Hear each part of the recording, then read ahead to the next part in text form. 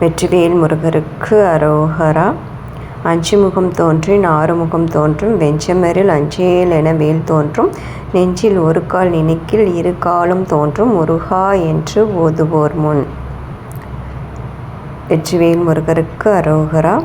அனைத்து முருக பக்தர்களுக்கும் என்னுடைய இனிய தமிழ் புத்தாண்டு நல்வாழ்த்துக்கள்.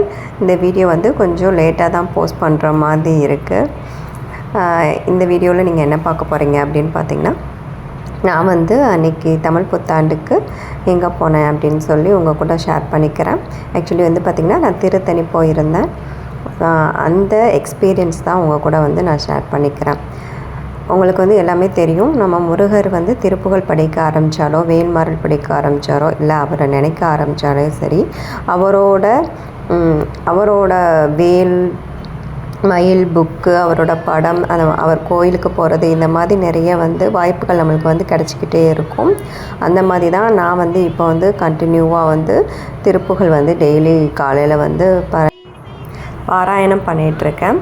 ஸோ அதனால் முருகரோட ப்ரெசன்ஸ் நிறையவே நான் ரியலைஸ் பண்ணிகிட்ருக்கேன். இப்போது நான் நிறைய ரியலைஸ் பண்ணுறேன். அவர் என் கூடையே இருக்கிற மாதிரி தான் நான் உணர்கிறேன். ஒவ்வொரு செகண்ட்ஸுமே அவர் என் கூட இருக்கார் அப்படிங்கிறத அவர் எனக்கு ஏதாவது ஒரு செய்கையில் காட்டிகிட்டே இருப்பார். அதனால் திருப்புகழுக்கு அவ்வளோ மகிமை இருக்குங்க. திருப்புகழ் படிங்க, ரொம்ப ஒரு நல்ல மாற்றம் கிடைக்கும். அதாவது இது கிடைக்கணும், அது கிடைக்கணும், இதுக்காக தான் நான் முருகனை வழிபடுறேன் அப்படின்லாம் இருக்கக்கூடாது. எந்த ஒரு வேண்டுதலும் இல்லாமல் நம்ம முருகரை வழிபட்டால் தான் அது உண்மையான தூய்மையான பக்தி அப்படின்னு நான் சொல்லுவேன். எனக்கு இது வேணும், அதனால் இந்த திருப்புகழ் படிக்கிறேன், அது வேணும், அந்த திருப்புகழ் படிக்கிறேன் அப்படின்னு இல்லாமல், உங்களுக்கு எந்த திருப்புகழ் பிடிச்சிருக்கோ அதை படிங்க. சில திருப்புகழ் படித்தா நமக்கு திருப்பி திருப்பி திருப்பி படிக்கணும்னு மனசில் தோண்டிகிட்டே இருக்கும். அதனால் அதை உங்களுக்கு பிடிச்ச திருப்புகழ், அது முருகருக்கும் உங்களை பாட சொல்கிற திருப்புகழ், அதுதான் நம்மளுக்கு அவர் கொடுக்குற உத்தரவு. ஸோ அதுபடி நம்ம நடக்கணும். அதனால் சில பேர் இந்த கோவிலுக்கு போனால் இது நடந்துடும், அந்த கோவிலுக்கு போனால் அது நடந்துடும் அப்படின்னு சொல்கிறாங்க. அதுக்காக முருகரை போய் வழிபடணும் அப்படிங்கிறது ஒரு கஷ்டமான ஒரு செயலாக தான் நான் பார்க்குறேன். அவர்கிட்ட நம்மளோட லைஃப்பை ஒப்படைச்சிட்டோம், அவர்கிட்ட சரணாகதி ஆகிட்டோன்னா நம்ம எதை பற்றியுமே கவலைப்பட தேவையில்லை. இன்றைக்கி என்ன இருக்குது, ப்ரெசண்ட்டில் வாழ பழகுங்க. எல்லாருமே ப்ரெசண்ட்டில் வாழ பழகுனாலே உங்களுக்கு பயம் இருக்காது, ஒரு நல்ல எண்ணங்கள் இருக்கும். ப்ரெசண்ட்டு நல்ல ஆரோக்கியமாக ஹெல்த்தியாக நீங்கள் இருப்பீங்க ப்ரெசண்ட்டில். அப்போ நீங்கள் ப்ரெசண்ட்டில் எப்படி இருக்கீங்களோ அதை பொறுத்து தான் உங்களோட ஃப்யூச்சர் இருக்கும். ஸோ ப்ரெசண்ட்டில் வாழ்கிறது ரொம்ப முக்கியம். ஸோ அன்றைக்கி தமிழ் புத்தாண்டு அன்றைக்கி நான் நாளே வீடெல்லாம் தொடச்சிட்டு கதவுலலாம் பொட்டெல்லாம் வச்சு ரெடியாக வச்சுருந்தேன்.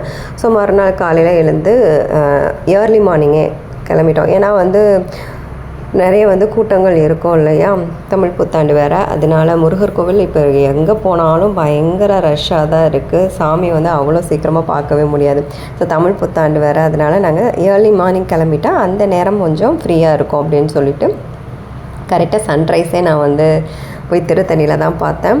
ரொம்ப சூப்பரான அனுபவம். அது நல்லா இருந்தது. அந்த கோபுர தரிசனம், அந்த மலை மேலே போகிறது எல்லாம் சூப்பராக இருந்துச்சு. இதில் எனக்கு ஒரு ஆசை, அதாவது நான் திருத்தணியில் கேள்விப்பட்டிருக்கேன், அந்த படி பூஜை பண்ணுவாங்க அப்படின்னு சொல்லிட்டு. அதாவது ஒவ்வொரு படி இருக்கும் இல்லையா, திருத்தணியில் 365 படி இருக்குமா. அப்போ அந்த படி பூஜை பண்ணுறது அங்கே விசேஷம் அப்படின்னு சொல்லுவாங்க.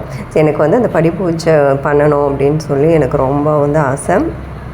நான் சொல்லிகிட்டு இருந்தேன். அப்போ டைம் சரியாக இருக்காது. இப்போ நம்ம கீழே படியிலேருந்து ஏறி போனோன்னா டைம் ஆகிடும், அங்கே சாமி பார்க்க டைம் ஆகிடும் அப்படின்னு சொல்லிட்டு முடியாது அப்படின்னு சொல்லிட்டு நம்ம மேலேயே போயிடலாம் அப்படின்னு சொல்லி ஹஸ்பண்ட் சொல்லிட்டாரு. சரின்னு ஓகே நானும் போயிட்டு மேலே போனோம். அங்கே அவ்வளோ ரஷ்ஷெல்லாம் இல்லை. நாங்கள் ஃப்ரீ தரிசனம் தான் போய் பார்த்தோம். ஃப்ரீ தரிசனம் தான் போனோம். தரிசனமே ரொம்ப சூப்பராக கிடச்சிது.